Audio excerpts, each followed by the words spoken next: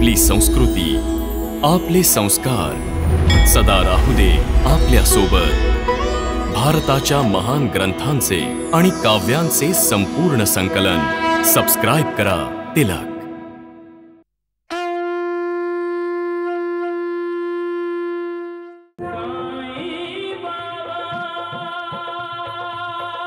सबका मालिक एक,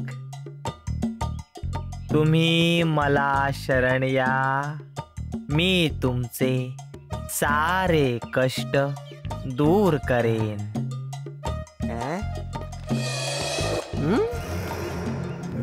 ज्याला मुक्ती हवी आहे तो माझ्या दिशेने खेचला जात असतो। मी पण खेचलाच गेलो आहे रे दगडू।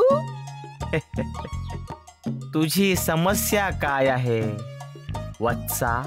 वत्सा मूर्ख नालायक, स्वतःच समस्या निर्माण करून मलाच विचारतोस की माझी समस्या काय आहे?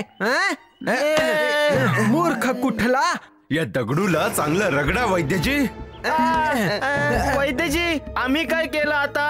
आम्ही दोघं तर साईबाबा खेळत होतो। वैद्यजी हे दोघेही तुमच्यामुळेच साईबाबाचं गुणगान करत असतात। जीवाजी काय खोटं बोलतो आहे जीवाजी? वैद्यजी साईबाबाच्या आईच्या नवऱ्याला वाचवायला कोण गेलं होतं अर्ध्या रात्रीतून उठून? आणि किसनच्या वेळी काय झालं होतं?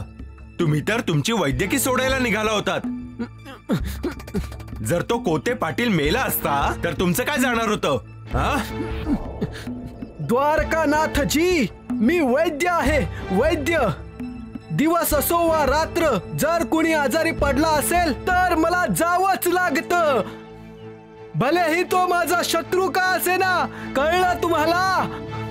आणि वैद्यजींना तर स्वतः तात्या बोलवायला आला होता। पण आम्ही तर ऐकलंय की तात्या वैद्यजींना बोलवायला आलाच नव्हता। मग काय तात्याचं रूप घेऊन साईबाबा आले होते? याचा अर्थ आहे द्वारका माईतून एक तात्या त्याच्या घरी गेला होता आणि दुसरा तात्या त्याच वेळी वैद्य कुलकर्णींना बोलवायला गेला। ही तुमचीच लीला होती साईनाथ। पण साईनाथ तुम्ही असं का केलं? मला कुलकर्णीचं शिर्डीमधलं महत्व वाढवायचं आहे। पण का? तुम्हाला तर माहीतच आहे कुलकर्णी वैद्य द्वारकानाथांचा चेला आहे आणि द्वारकानाथांसारखीच त्यालाही तुमच्याबद्दल ईर्ष्या वाटते। महाळसापती, कुलकर्णी एक उत्तम वैद्य आहे। त्याला औषधांचं संपूर्ण ज्ञान आहे, त्याला आजारांची संपूर्ण माहिती आहे। नाडी पाहून आजारांचं निदान करणं काही सोपं काम नाहीये महाळसापती, आणि कुलकर्णी त्यात निपुण सुद्धा आहे। तो भरकटला आहे महाळसापती।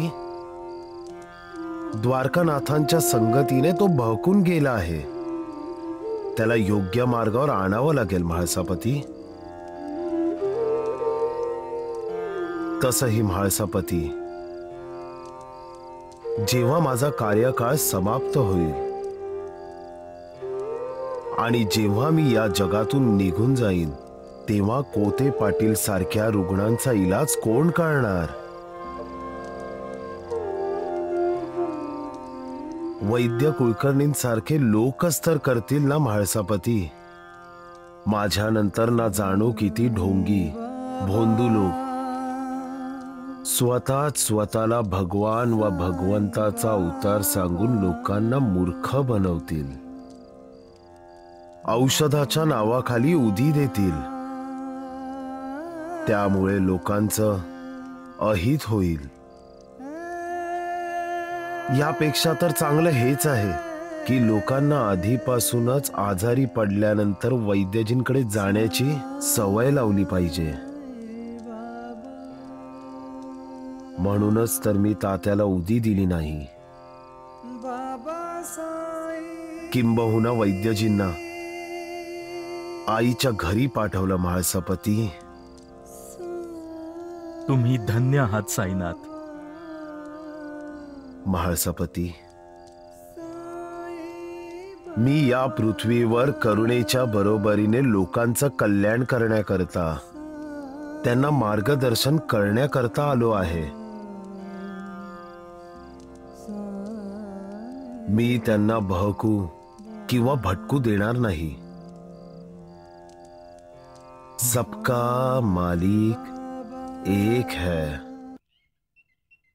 मिस्टर हेस्टिंग्स, तुम्ही एक पोलीस अधिकारी आहात आणि तुम्हाला तुमच्या गावात होणाऱ्या प्रत्येक छोट्या मोठ्या बाबीची माहिती असली पाहिजे. हो साहेब. आमची इच्छा आहे हेस्टिंग्स की तुम्ही त्या बातमीची माहिती काढावी जी आमच्या हाती आली आहे.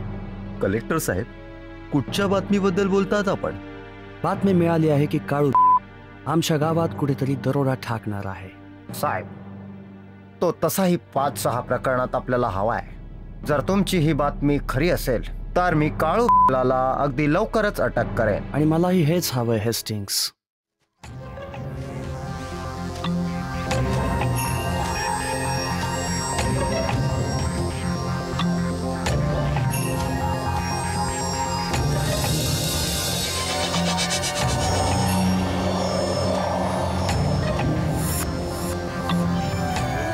ए काळू, मी आहे. तुझा खबरी. तू तर मला एकदम घाबरूनच टाकलंस.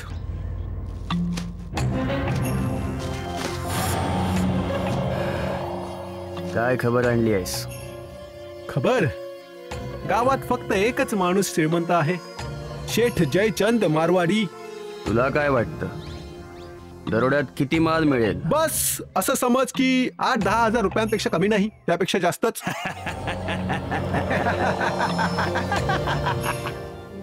सगळ्यांनाच पैसा हवाय, आर्थिक उन्नती हवी आहे. आध्यात्मिक उन्नती मात्र कुणालाच नको आहे. मी जे सांगतो त्याचा अर्थ कुणाला जाणूनच घ्यायचा नाहीये, समजूनच घ्यायचा नाहीये. माझ्या परमेश्वराचा खजिना असा आहे की तो कधीही संपू शकत नाही. सरकारचा खजिना? आध्यात्मिक भांडार. हो, आणि जो या भांडारातून जितकं घेऊन जाईल तितकंच त्याचं कल्याण होईल. महाळसापती, माझ्या फकीराची कला, माझ्या भगवंताची लीला आणि माझ्या परमेश्वराचा व्यवहार नेहमीच अद्वितीय असतो. म्हणूनच त्या फकीराची भक्ती करा. माझं काय, हे शरीर मातीत मिसळून सर्व भूमंडळ व्यापून टाकेल. मग आमचं काय होईल साईनाथ? मी हे शरीर सोडून दिलं तरी माझ्या अस्थी आशा आणि विश्वास लोकांच्यात पसरवत राहतील. माझी समाधी वार्तालाप करेल, चालेल, फिरेल आणि जे अनन्य भावाने मला शरण येतील त्यांना आशेचा किरण दाखवत राहील. निराश होऊ नका की मी तुमच्यापासून दूर जाणार. म्हणून तुम्ही नेहमीच माझ्या अस्थींना भक्तांच्या कल्याणार्थ चिरंतन रूपात पाहाल. माझं नित्यस्मरण आणि माझ्यावरचा दृढ विश्वास तुमच्यासाठी लाभदायक ठरेल.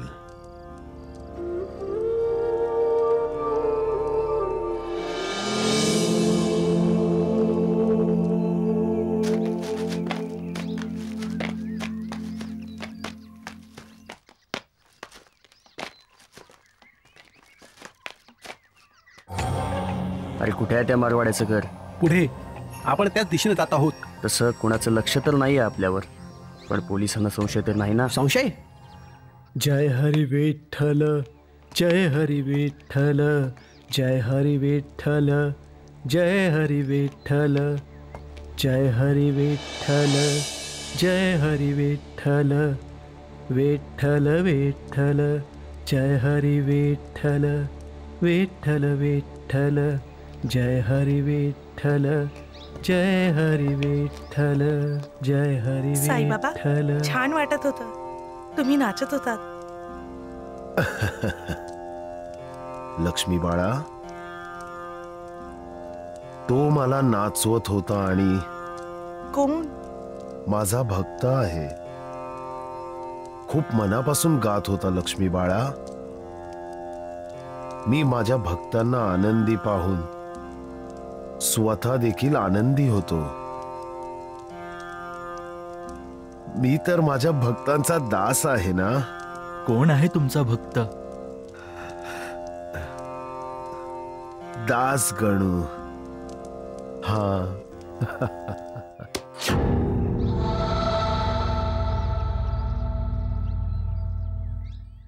हे आहे जयचंद मारवाड्याचं घर.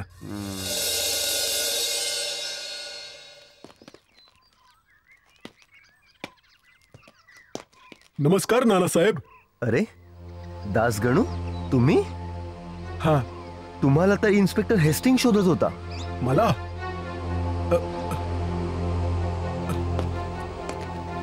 ए थांबा रे. कोण आहात तुम्ही? ए पळ. काळू पळ. ए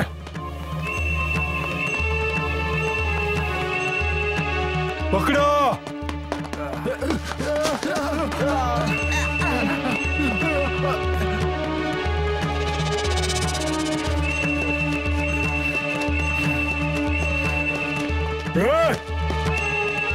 थांब तिथेच.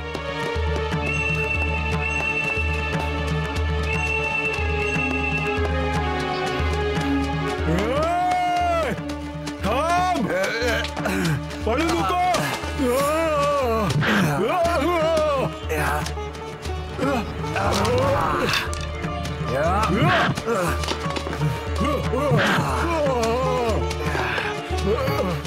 हवलदार, आज तर तू माझ्या हातून वाचलास, पण तू मला अडवा गेला आहेस. काळूला अडवा गेला आहेस. याची शिक्षा तुला भोगावीच लागेल.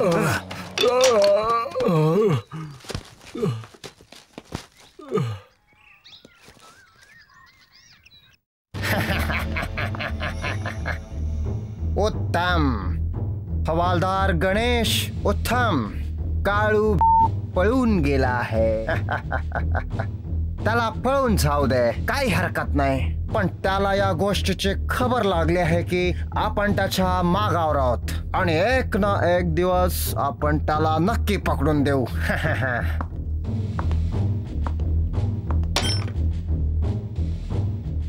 महाशय गणेश, तू कर्तव्यावर असताना गायब होणं मला बिलकुल पसंत नाही आहे. यासाठी मी तुला शिक्षा सुद्धा देऊ शकतो. समजतंय तुला?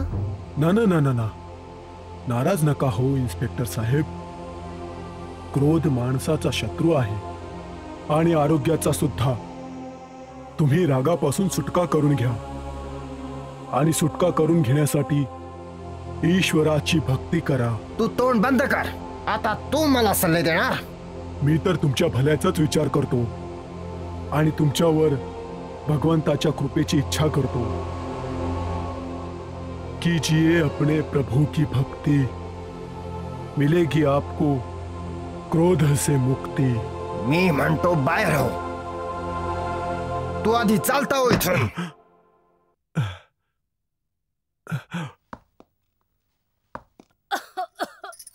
सुनबाई, सुनबाई, लवकर ये सुनबाई.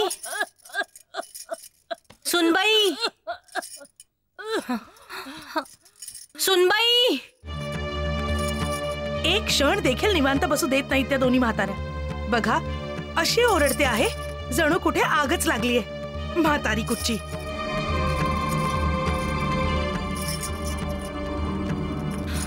काय आहे?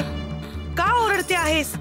गीता पाठ करून झाला का, जे माझ्या नावाचा जप करते आहेस? सुनबाई, तुझ्या सासूकडे बघ जरा.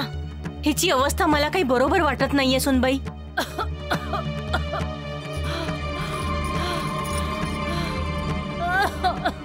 चला, एकीपासून तर सुटका होते आहे. चालली बहुधा म्हातारी. माहित नाही हिचं औषध कुठे ठेवलं आहे. सुनबाई, लवकर हिचं औषध शोधून आण. अरे देवा, पटकन आण सुनबाई. मी शेजारच्या राजूला पाठवते. लवकरात लवकर संभाजीला घेऊन ये सांगते.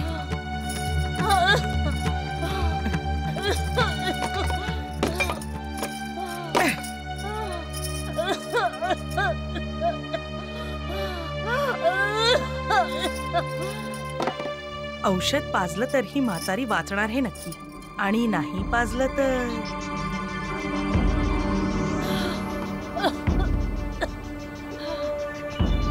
ही मेली की मी काका काकूंना घरातून हकलून देईन आणि मग घरात फक्त मी एकटीच. आणि हो, तो माझा नवरा संभाजी, त्याला तर मी असं माझ्या इशाऱ्यावर नाचवेन की. औषध मिळालं का सुनबाई? नाही सासूबाई.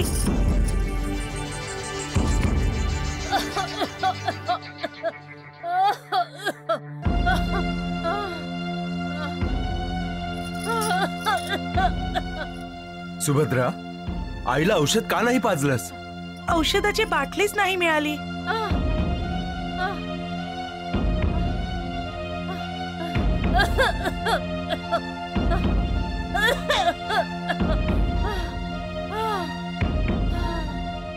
संभाजी, आपल्याला थोडा जरी उशीर झाला असता तरी गडबड झाली असती.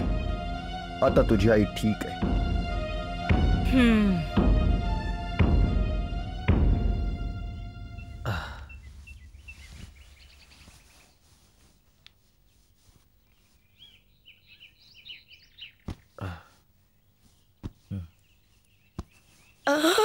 अगं बाई, अहो काय करताय तुम्ही?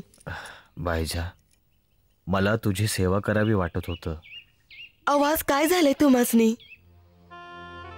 बरं झालं इथं कुणी नव्हतं ते. जर इथं तुम्हाला कुणी माझं पाय चेपताना पाहिलं असतं ना, काय म्हटलं असतं? लोक तर फक्त अशासाठी बोलतात कारण देवाने त्यांना तोंड दिलं आहे, पण त्यांना सत्य ठाऊक नसतं. कुठलं सत्य?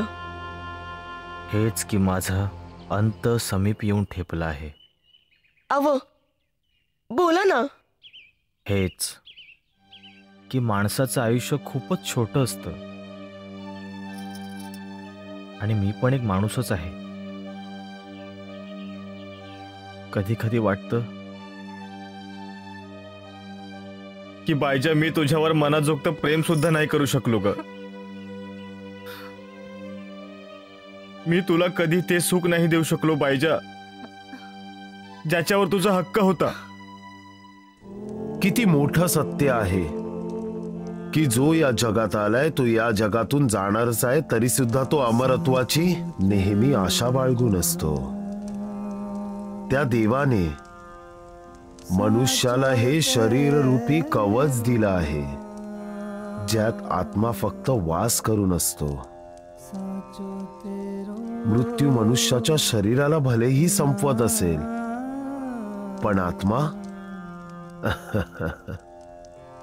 या आत्म्याला शस्त्र कापू शकत नाही, याला आग जाळू नाही शकत, पाणी भिजवू शकत नाही आणि वारा याला सुकवू नाही शकत. म्हणूनच साधू संत म्हणतात की हे सत्य जाणून घ्या आणि स्वीकार करा.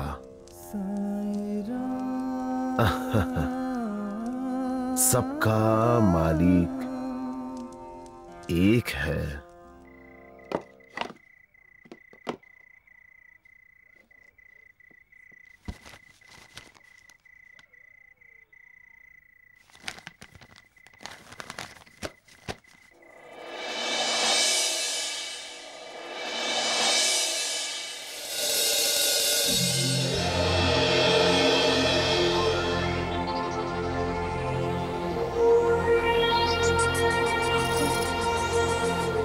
सुभद्रा, ही आईच्या औषधाची बाटली तुझ्याकडे कशी काय आली? सुभद्रा, तुझं लक्ष कुठे असतं?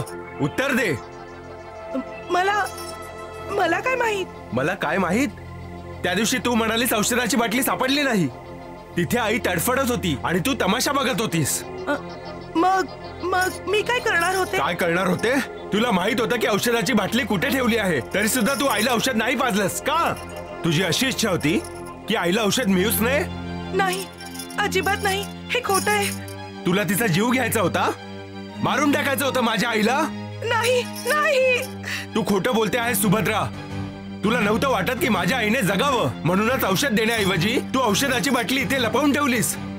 तू खुनी आहेस सुभद्रा, खुनी आहेस तू. कोंडाजी बाळा, मला सुभद्राने हाक मारली. काय काय म्हणतेस तू आई? हो बाळा, माझं मन सांगतंय माझी लेक कुठच्या तरी अडचणीत आहे. का बरं? सुभद्रा का अडचणीत असेल? कधीच नाही. ती तर दुसऱ्यांना त्रास द्यायला जन्माला आली आहे. चुप बस. सुभद्रा तुझी बहीण आहे. म्हणूनच तर गप्प बसलो आहे. आज भाऊजींचं वागणं काही वेगळंच वाटतं आहे सासूबाई. ही जी समोर उभी आहे ना, म्हणून बायको समोर प्रत्येक नवरा वागच असतो सुनबाई. कोंडाजी, याला विचार तरी जरा, शेती सोडून हा इथे का आलाय? भाऊजींचं वहिनीकडे काहीतरी काम असेल सासूबाई. वहिनी, आजकाल तुम्ही सुद्धा लहान मोठं काही बघत नाही. जे तोंडाला येईल ते बोलून टाकता. गोपाळ, आईने काय विचारलंय? दादा, शेती कशी करणार? एक बैल तर आधीच मेला आहे. आता दुसरा बैल एकट्याने तर नांगर चालू शकत नाही ना. मग तू का नाही दुसरा बैल बनून नांगरत? हा आई, तसही तू आणि तुझी ही नालायक बायको घरात बसून करता तरी काय? हा, उद्यापासून तुम्ही दोघंही शेतावर जा आणि बैल बनून नांगर ओढा. समजलं का? मला पीक हवं आहे.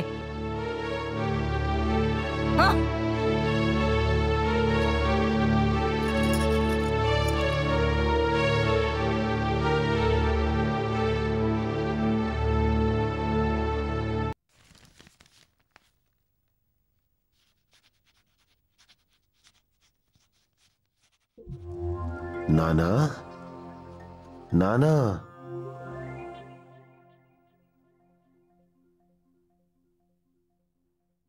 मला शोधतो आहेस? हे तर उलट झालं ना. मी तुला कधीपासून शिर्डीत बोलवत आहे आणि तू मला शोधतो आहेस. तुम्ही कोण आहात? लोक मला साईबाबा म्हणतात. पण तुम्ही आहात तरी कुठे? मला का दिसत नाही आहात? बघायचा प्रयत्न कर नाना.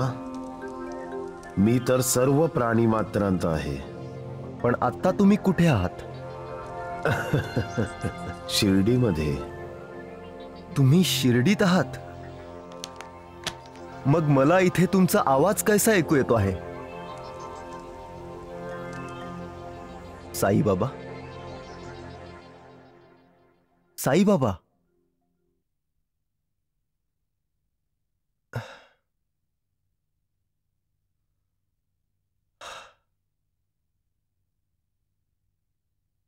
कोणी माझी गंमत तर करत नाहीये ना?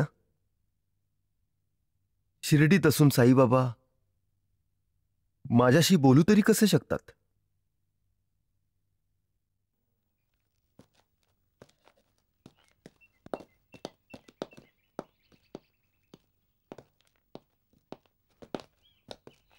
नानासाहेब, कुणाला शोधत आहात?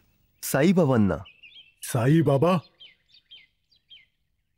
नाव तर ऐकल्यासारखं वाटतं. शिर्डीमध्ये राहतात ते. तू ओळखतोस त्यांना? नाही नानासाहेब, मी तर फक्त माझे गुरु श्री वामन शास्त्रींना ओळखतो. तेच माझे गुरु आहेत आणि तेच माझे माता पिता आहेत. गुरु विना या जीवनाला ना काही अर्थ. गुरु विना आपलं हे जीवन आहे व्यर्थ.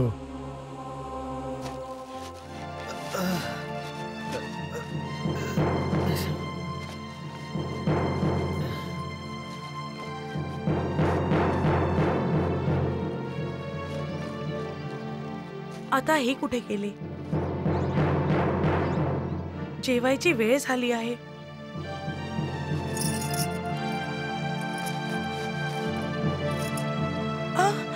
हे काय?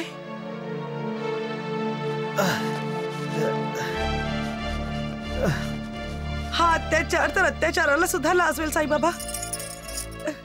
असं अजून किती काळ आम्ही हा अत्याचार सहन करायचा? मनुष्य अपराधांचा पुतळा आहे. तरी सुद्धा त्याच्या चुका सुधारण्याची संधी देव त्याला देत असतो आणि वारंवार देत असतो. जर मनुष्य या संधीचा फायदा घेऊन त्याच्या चुका सुधारत नसेल आणि अन्याय व अत्याचार चालूच ठेवेल तर देवाची लाठी जराही आवाज न करता त्याच्या डोक्यात बसतेच.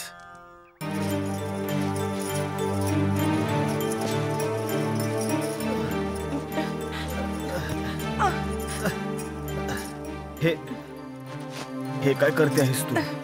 तुम्हाला मदत करते आहे. तुला त्रास होईल शकू? तुम्हाला सुद्धा त्रास होतो आहे. तुमचा त्रास मी थोडासा तरी कमी करेन. मी तर आई आणि दादाच्या आज्ञेचं पालन करत आहे. आणि मी लग्नाच्या वेळी अग्निसमक्षाची शपथ घेतली आहे आणि तुम्हाला जी वचनं दिली आहेत त्याचंच पालन करते आहे. आठवतंय आपण दोघांनी एकमेकांना वचन दिलं होतं की आपण सुखात आणि दुःखात सुद्धा एकमेकांना साथ देऊ. बाजूला हो शकू? नाही. तू हो बाजूला.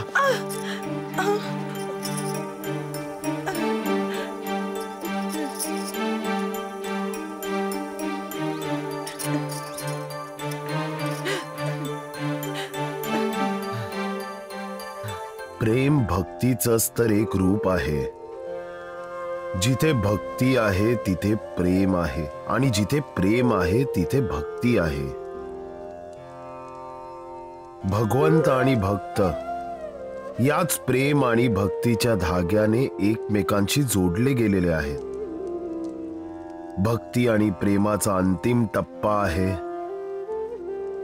समर्पण.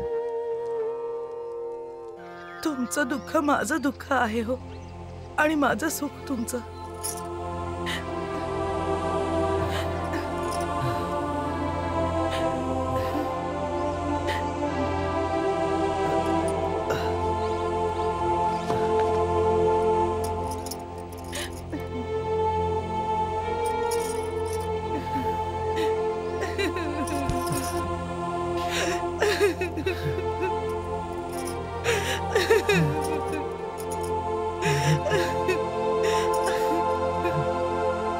जेव्हा भक्त पूर्णतः स्वतःला भगवंताकडे समर्पित करतो तेव्हा भगवान आणि भक्त एक होऊन जातात. त्यांच्यात कुठलाही दुचा भाव उरत नाही. हेच समर्पण जेव्हा पती आणि पत्नीमध्ये होतं तेव्हा ते एक रूप होतात आणि त्यांच्या उन्नती आणि उत्कर्षाचा काळ सुरू होतो. तू आज माझ्या पतींचं सहाय्य केलं आहेस. त्यांचं ओझं त्यांचे कष्ट वाटून घेतले आहेस तू. मी तुझी अतिशय ऋणी आहे. तू फक्त एक जनावर नाहीस, आमच्या परिवाराचा एक भाग आहेस.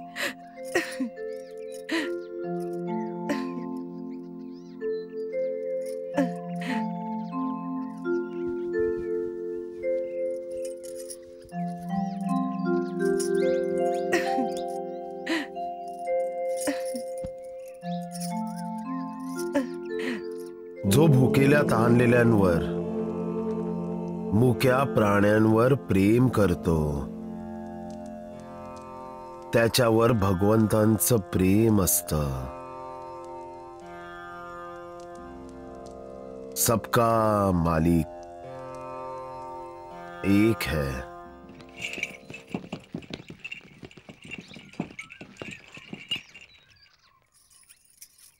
वंस, सासूबाई बघा, वंस आले आहेत. काय? सुभद्रा आली आहे? एकटीच आली आहे का? नाही सासूबाई, बरोबर जावई बापू देखील आले आहेत.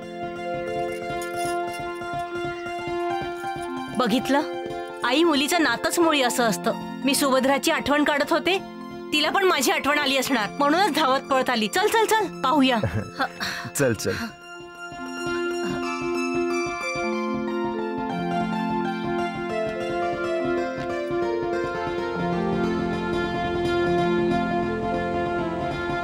या या जावई बापू, स्वागत आहे.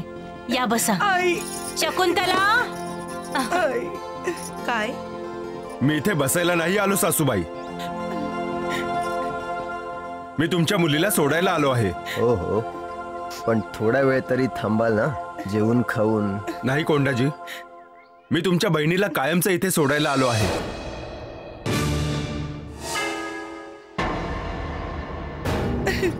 सासूबाई, आज नंतर तुमच्या मुलीबरोबर, तुम्हा लोकांबरोबर आणि या घराबरोबर माझा काही संबंध नाही, काही एक नातं नाही. मी सगळे नाते संबंध तोडून टाकले आहेत.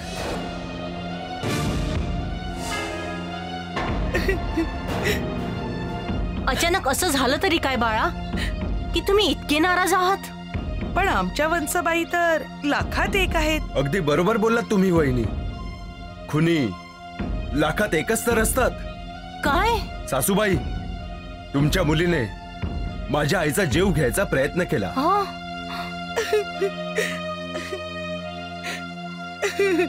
संभाजी, तुमचा काहीतरी गैरसमज झाला असणार. हो नक्कीच, गैरसमज झाला होता. जेव्हा शकुंतला वहिनींनी मला विनंती केली होती की सुभद्रा आता सुधारली आहे, बदलली आहे, हिला परत तुमच्या घरी घेऊन जा, मी यांच्यावर विश्वास ठेवला. तोच माझा गैरसमज होता आणि माझी चूक सुद्धा.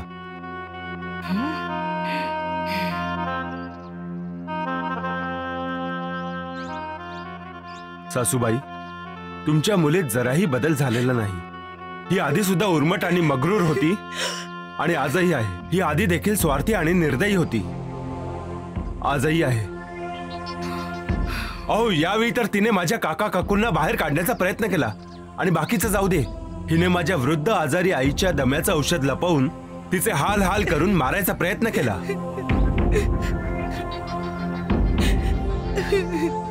शपथ घेऊन सांगतो, जर ही माझी पत्नी नसती ना, तर मी हिला पोलिसांच्या स्वाधीन केलं असतं. येतो मी. राम राम. अहो ऐका, थांबा तरी जरा. मी सुभद्रेला समजवण्याचा प्रयत्न कर. शांतपणे ऐका. असं घाईघाईत तर. क्षमा करा.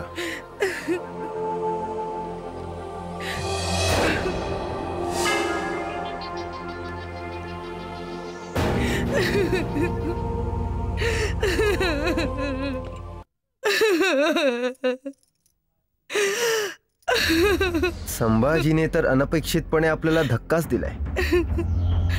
धक्का त्यांनी नाही, या अपशकुनी बाईने दिला आहे. मी काय केलं आहे वंस?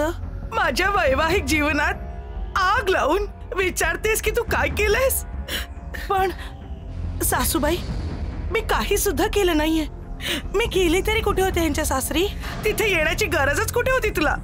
तू इथे राहत्यामध्ये राहूनच जे करायचं होतं ते सगळं केलंयस. आई, हिनेच माझ्या नवऱ्याला इथे राहत्यामध्येच सांगितलं की त्यांनी मला इथून घेऊन जावं, कारण मी हिला खूप दुःख देते. नाही, हे सगळं खोटं आहे. मी असं काहीच नाही बोलले. दादा, हिने या अपशकुनी बाईने त्यांना सांगितलं की ते जर मला इथून घेऊन जातील तर ही इथे आरामात राहू शकेल. माहित नाही हिने माझ्या विरुद्ध त्यांचे काय कान भरले असतील ते, ज्यामुळे ते मला परत इथे सोडून गेले. आई, हिनेच माझ्या संसारात विष कालवलं आहे, आग लावली आहे माझ्या सुख समाधानाला. मी असं काहीही बोलले नव्हते त्यांना. ज्या घरात राहतेस त्याच घरातील व्यक्तींची बदनामी करतेस तू शकुंतला. नाही भाऊजी, मी असं काहीच बोलले नाहीये. वंस खोटा बोलत आहेत. अच्छा, माझी मुलगी खोटारडी आणि तू काय खरी? थांब आई, आता खरं आणि खोटं माहिती पडेल. तू राहत्याला संभाजी जाधवाला भेटली होतीस? अगं बोलत का नाहीस? भेटले होते. संभाजी जाधवला काय सांगितलंस तू? मी हेच सांगितलं होतं की वंसबाई तुमची वाट पाहत असतात, तुम्ही त्यांना बरोबर घेऊन जा. ऐकलत बोलली नाही सत्या. नालायक.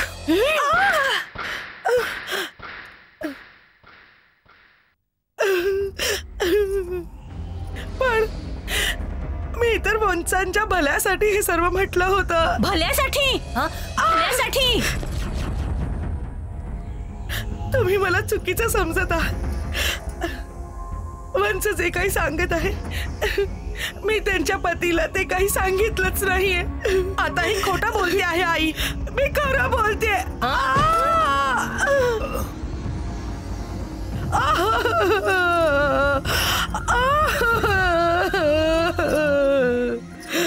अशीच मी पण ओरडले होते जेव्हा त्यांनी माझ्यावर हात उगारला होता. तेव्हा तू संभाजी जाधवचे कान धरून माझ्या बहिणीवर अत्याचार करवला होतास. नाही, मी काहीही कटकारस्थान केलं नाही. आपल्या घरच्यांच्या विरोधात कारस्थान करतो त्याला या घरात जराही जागा नाही. हिला या घराच्या बाहेर हाकलून द्या. नाही, मी काही कारस्थान नाही केलं. तू माझ्या मुलीला तिच्या सासूरवाडीतून बेघर केलंस हो ना? आता मी तुला तुझ्या सासूरवाडीतून हाकलून लावते. चल निघ, चल निघ इथून. चल निघ म्हणते ना. तुझी काही गरज नाहीये इथे. चल निघ इथून. अपशकुनी, तुझी या घरात काही एक जागा नाहीये. मी असं काही सुद्धा बोलली नाहीये म्हणते ना. सासूबाई, सासूबाई, मी असं काही केलंच नाहीये. सासूबाई तुम्ही का? सासूबाई मी तुमच्या पाया पडते. मी असं काही केलंच नाहीये सासूबाई. नाही, चल चालती हो, चालती हो. जोडते, माझ्यावर विश्वास ठेवा सासूबाई. मला जायला नका सांगू. फक्त एकदा त्यांना येऊ द्या सासूबाई. मग काय होईल? गोपाळ भाऊजी तर शेतावर गेलेत आणि त्यांना शेती तुझ्यापेक्षा जास्त मोलाची वाटते. नको सासूबाई, नको. मला जायला नका सांगू सासूबाई. कुठे सासूबाई? चालती हो.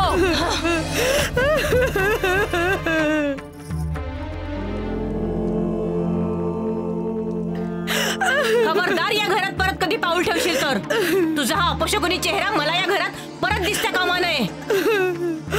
सासूबाई, एकदा मला त्यांना भेटू द्या सासूबाई. काही एक गरज नाहीये. तुझं आणि गोपाळचं नातं आता संपलं. जा आता जिथे जायचं तुला तिथे जा आणि तोंड काळं कर. नाही सासूबाई, नाही.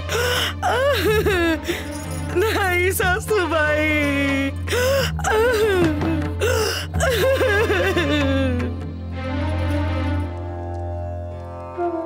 देवा, तू दयाळू आहेस. दया कर, दया. लोकांना सद्बुद्धी दे. ते हे का विसरून जातात की अन्यायी लोकांचा, अत्याचारींचा नेहमीच विनाश झाला आहे. का विसरतात की असत्याचा सत्यावर कधीही विजय होऊ शकत नाही. हे पाप आहे, अधर्म आहे. त्यांना ठाऊक नाहीये की त्यांना त्यांच्या कर्माचं फळ भोगायचं आहे आणि या जन्मात भोगायचं आहे.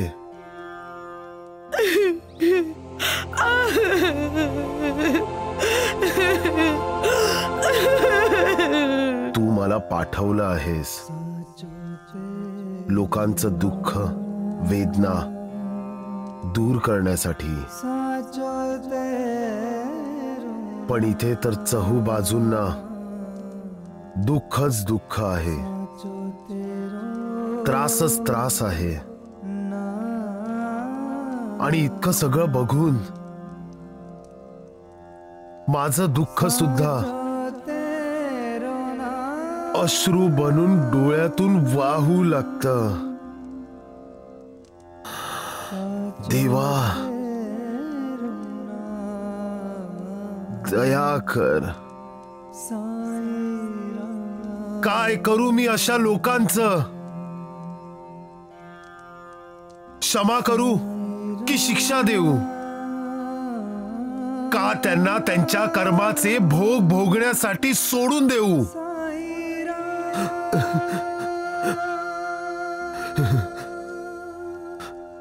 तू सुद्धा तर शिशुपालाचे 100 अपराध पूर्ण होईपर्यंत वाट पाहिली होतीस. मी पण यांचे 100 अपराध होईपर्यंत वाट पाहू? पण तोपर्यंत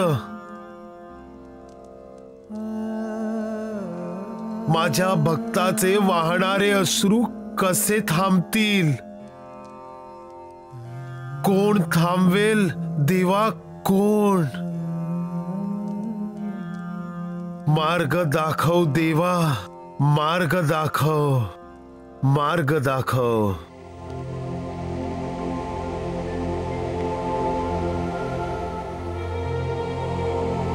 अरे अरे मुला, तू यांना ओळखतोस का? नाही, मी नाही ओळखत.